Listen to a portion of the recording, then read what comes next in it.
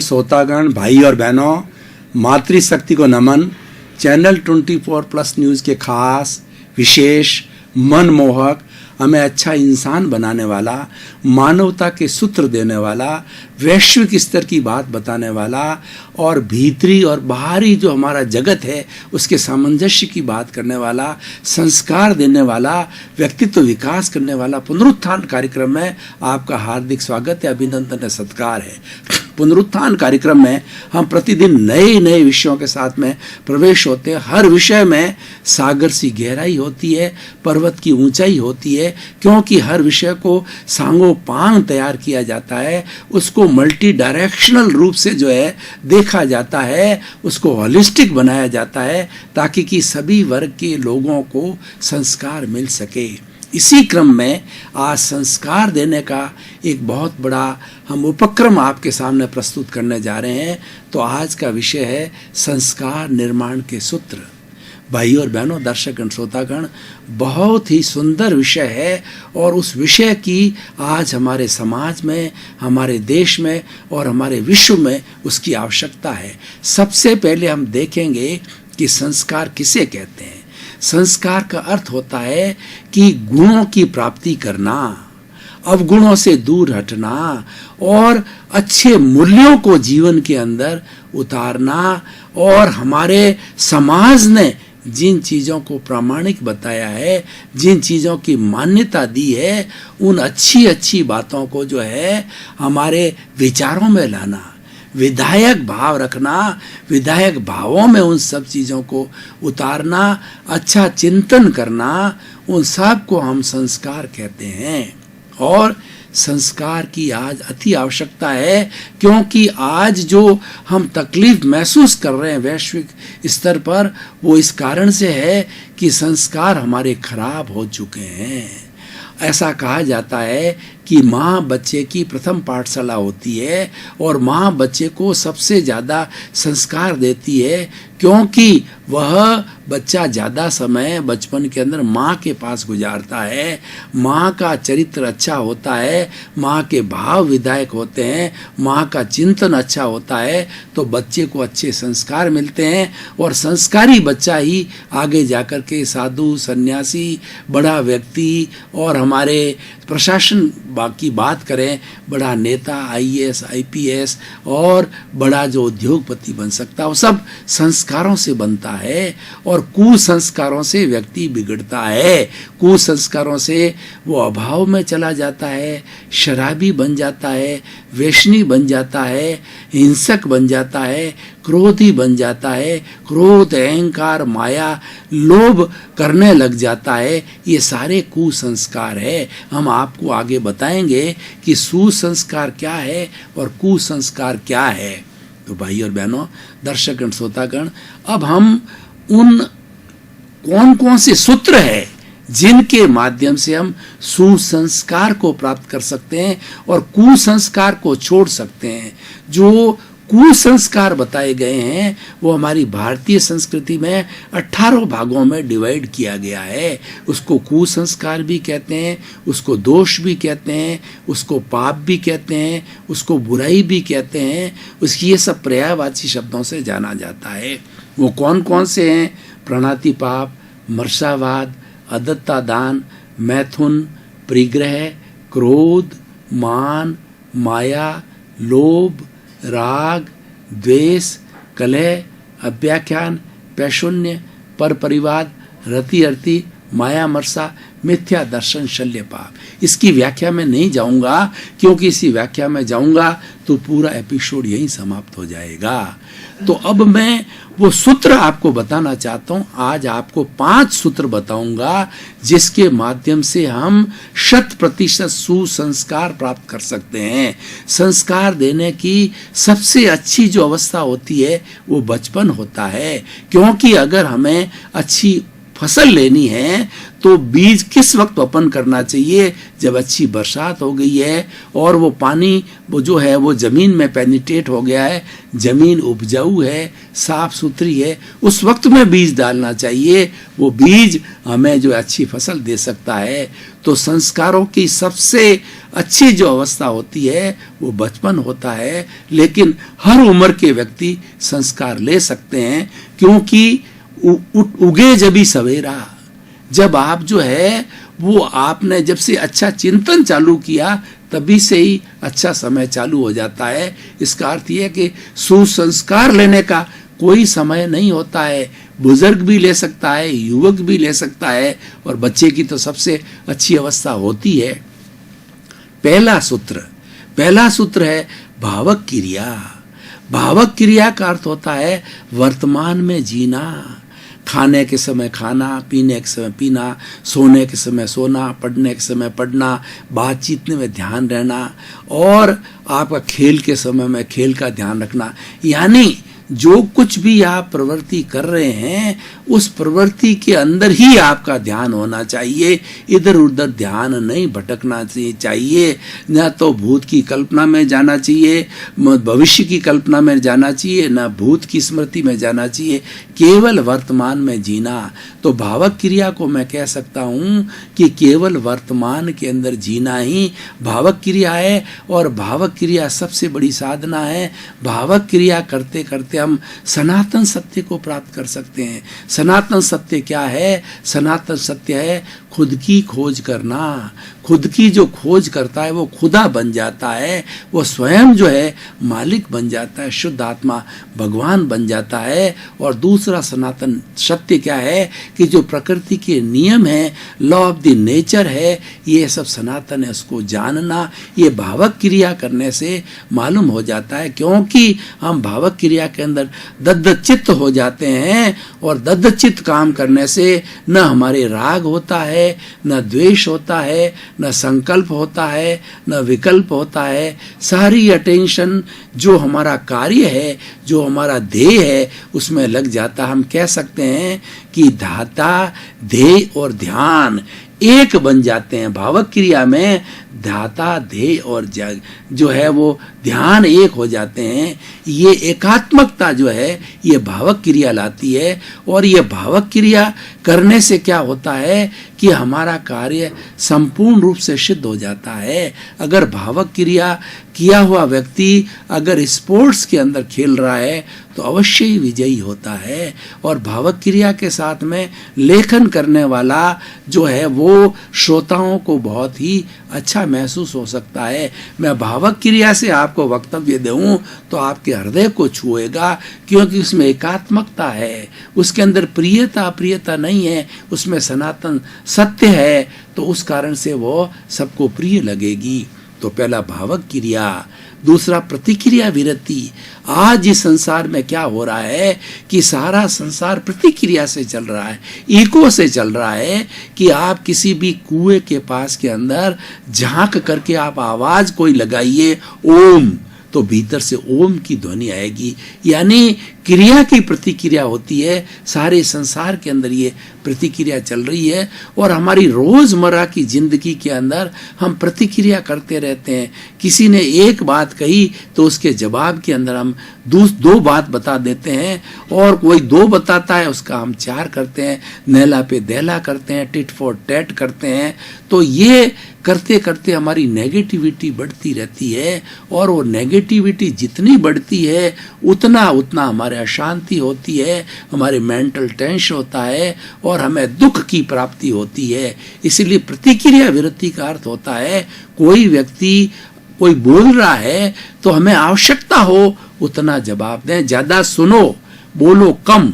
जितना हम कम बोलेंगे उतना हमारी विटालिटी यानी हमारी जो प्राण शक्ति वो बचत होगी, क्योंकि जीवन का मन से, वचन से, काया से जितना भी कार्य होता है, हमारे सोचने का, बोलने का, कोई भी एक्शन करने का कार्य होता है, सब प्राण शक्ति विटालिटी से होता है। और प्रतिक्रिया विरति करने से, प्रतिक्रिया बार बार नहीं करने से हमारी प्राण शक्ति बढ़ जाती है। आवश्यक हो उतना ही मधुर बोलो, संक्षेप बोलो, गागर में सागर बोलो, सत्य बोलो, प्रिय बोलो, मीठा बोलो, अलग को लुभाने वाला बोलो।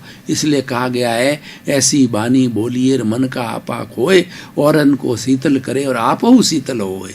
तो ऐसा हमें जो है अपने शब्दों का उपयोग करना है। शब्द भी जो है संक्षिप्त में होना चाहिए, लिमिटेड होना चाहिए। तो भावक क्रिया जितनी जितनी प्रतिक्रिया विरति होगी, जितना जितना हम जो है टिट पिट्स नहीं करेंगे, जितना हम खटपट नहीं करेंगे, उतना उतना हम आनंद के साथ रहेंगे।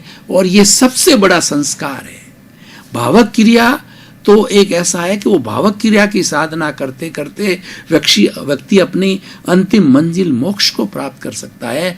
प्रतिक्रिया व्यक्ति करने वाला, विरति करने वाला व्यक्ति आनंद की, सुख की और जो है प्रसन्नता की अनुभूति तो करता ही है, साथ साथ में वचन सिद्ध भी हो जाता है। जितने जितने बड़े महात्मा वचन सिद्ध होते हैं, यानी जो कुछ बोलते हैं वो सत्य घटित होता है, ये प्रतिक्रिया विरति से हो सकता है। और प्रतिक्रिया विरति करने वाला व्यक्ति चाहे अपने परिवार में है, चाहे समाज में है, चाहे वो पब्लिक प्लेस में है, चाहे विश्व के किसी कोने के अंदर जाए, तो वह व्यक्ति सबको अपना मित्र बना लेता है, उसका कोई शत्रु नहीं होता है। भावक क्रिया, प्रतिक्रिया विरति। तीसरा मैत्री। अपना सच में से जा मैतिंग भुए सो कप है। भगवान ने कहा कि स्वयं सत्य खोजो, मैं भगवान बन गया, आप मेरे पीछे पीछे मत चलो, आपको स्वयं को सत्य खोजना पड़ेगा। मैंने तो आपको एक रास्ता बताया है, एक मार्ग बताया है, एक लीक बताई है, चलना आपको पड़ेगा। जब भी आपको एब्सोल्यूट ट्रुथ है, सत्य है, वो परम सत्य क्या है? मैं शुद्ध आत्मा हूं। और ये सारा जो संचालन हो रहा है वो सृष्टि के नियमों से हो रहा है।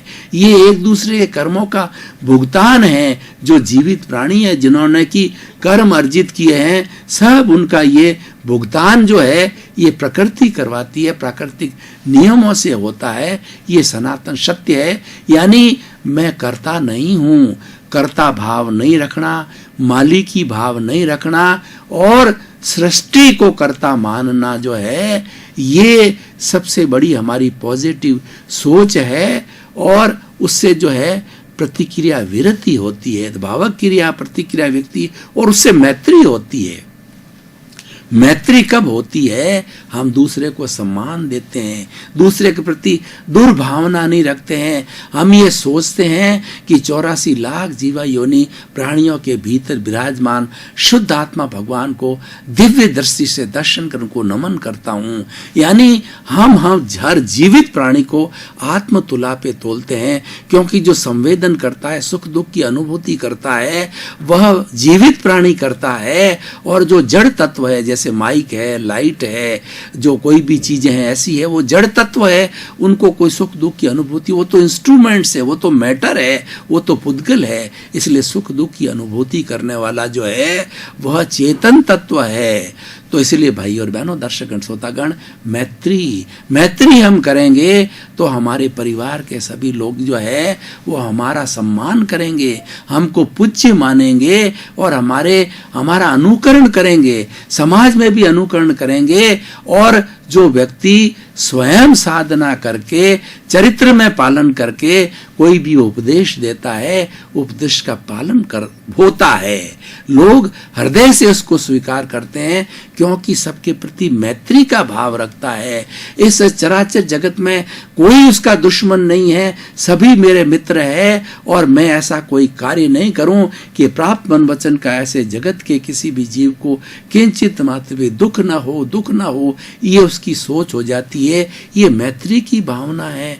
मैत्री, प्रमोद, करुणा, मध्यस्थता की भावना मैत्री से प्रारंभ होती है। जो हमारा मित्र होता है हम उसके साथ कभी अहित नहीं करते हैं। इसलिए मैत्री होने के बाद में अहित का भाव, हिंसा का भाव, सारी हमारी नेगेटिव सोच है वो तिरोहित हो जाती, समाप्त हो जाती है। ऐसा मैत्री के भाव में चमत्कार है। भाई और बहनों, दर्शकगण, श्रोतागण, तो मैंने संस्कार की बात बताई। भावक क्रिया, प्रतिक्रिया विरति, मैत्री, मित भाषण।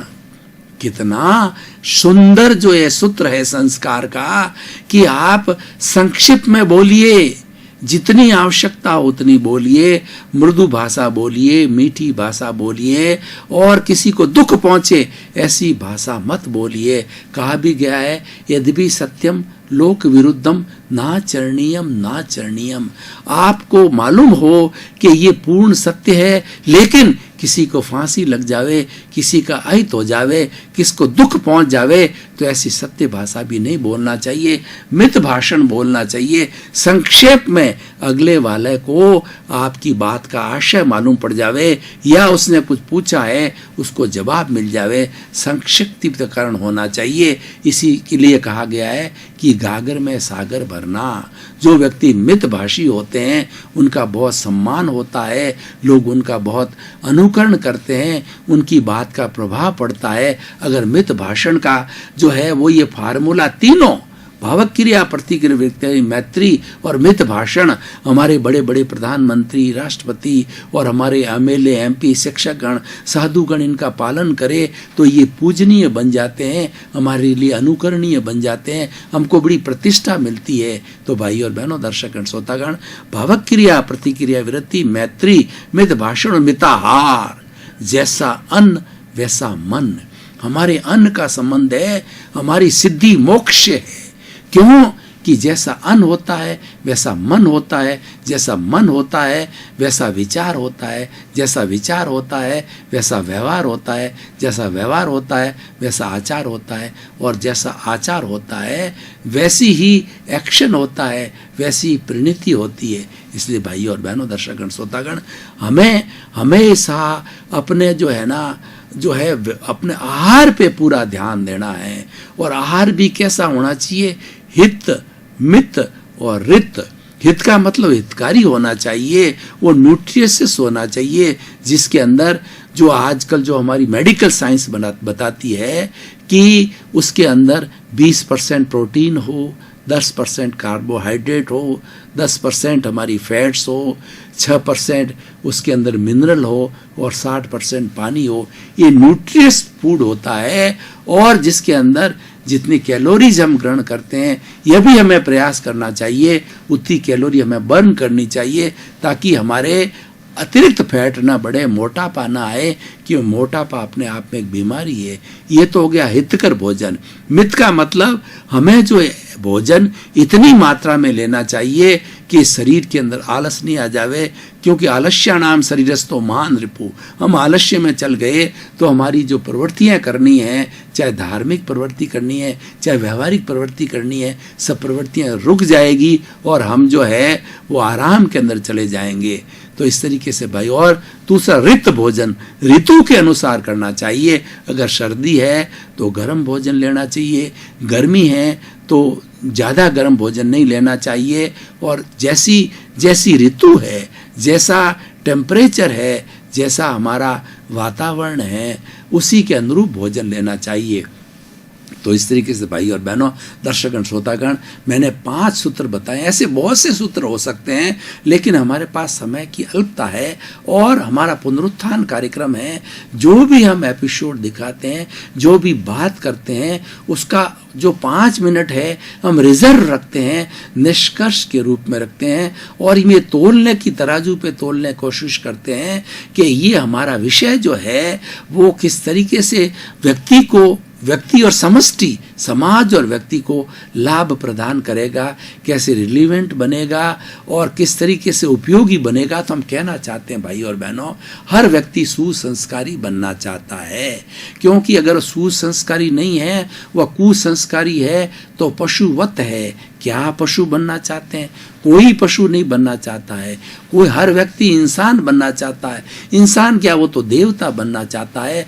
3 तरह की कैटेगरी के लोग होते हैं। एक तो पशुवत होते हैं, और एक मानव जगत का होता है, और एक दैविक व्यक्ति होते हैं। पशु होता है वो बार बार जो है गलती करता रहता है, गलती का निराकरण नहीं करता, पश्चाताप नहीं करता है। मनुष्य है, टू एयर इज ह्यूमन, व्यक्ति गलती का पुतला है, लेकिन वो गलती को स्वीकार करता है, दूसरी बार गलती न करने का प्रत्याख्यान करता है। वो देवता होते हैं, वो गलती करते ही नहीं है। तो भाई और बहनों, दर्शकगण, श्रोतागण, अगर हम आपको एक अच्छा इंसान बनना है, आपको भगवान बनना है, तो सुसंस्कारों को आप जीवन के अंदर वपन करो, उसको चरित्र के अंदर ढालो। और जो लोगों ने सुसंस्कार ले लिए हैं, उनका जीवन तपोमय होता है, योगमय होता है। उसके हमें सुसंस्कार के लाभ क्या है बताना चाहता हूँ। सुसंस्कार के लाभ ये हैं कि सबसे बड़ी बात है कि हमारे जीवन में सुख मिलता है, हमारे जीवन में आनंद मिलता है, हमारे जीवन में प्रसन्नता मिलती है, क्योंकि सुसंस्कारों से हम किसी के अधिकारों का हनन नहीं करते, किसी का शोषण नहीं करते, किसी को दुख नहीं पहुंचाते हैं, बल्कि सुसंस्कारों से माध्यम से हमारा प्रयास होता है, परोपकार करने का होता है, लोक सेवा का होता है, लोगों की भलाई करने का होता है। और जब ये लोगों की सेवा की जाए, परोपकार किया जाए, सबको अच्छा लगता है। दर्शकगण, श्रोतागण, भाई और बहनों, आपका बहुत बहुत धन्यवाद, कृतज्ञता, साधुवाद कि आप पुनरुत्थान कार्यक्रम को प्रतिदिन देख रहे हो, और पुनरुत्थान कार्यक्रम की आप आत्मा हो। हमारी आत्मा का मूल्य होता है, आत्मा के बिना जीरो होता है। तो पुनरुत्थान कार्यक्रम आपकी वजह से ही सफल हो रहा है। आप देख रहे हो और लोगों को आप प्रोत्साहित करते हो देखने के लिए। आप पुनरुत्थान कार्यक्रम के साथ में बने रहिए, क्योंकि हमारा उद्देश्य है सर्वे भवन्तु सुखिनः सर्वे भवन्तु निरामया। इसी क्रम में आपका जीवन आनंदमय हो, मंगलमय हो, सुखमय हो। आप शतायु होकर के खूब समाज की सेवा करें। आपके प्रति मंगल भाव।